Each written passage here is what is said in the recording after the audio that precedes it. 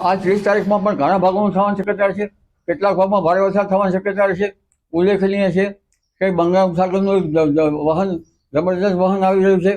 જે તારીખ 3 થી 7માં રાજ્યના ઘણા ભાગોમાં ભારે વરસાદ થવાની શક્યતા રહેશે.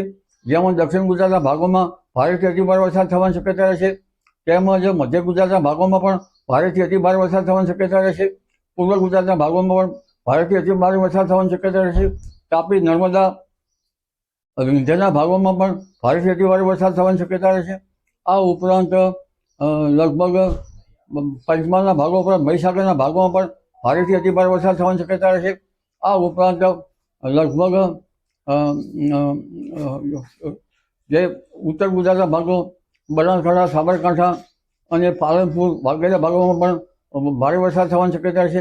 બીજું વાહન પડે બંગાળ ઉપસાગરમાં ઉપરા આપતા તારીખ 7 થી 10માં પણ રાજ્યના કેટલાક ભાગોમાં ભારે વરસાદ થવાની શક્યતા છે. કેટલાક ભાગો જળબંબાકાર બની જાય એટલે નદીઓમાં પૂર આવવાની શક્યતા છે. નર્મદાના સાવ વિસ્તારમાં ભારે વરસાદ થતાં નર્મદા બે કાંઠે થઈ શકે. સાબરમતી નદીમાં પાણીનો આવરો આવે, તાપી નદીનું જળસ્તર વધે, કાવેરી નદીનું જળસ્તર પણ વધવાની શક્યતા રહેશે.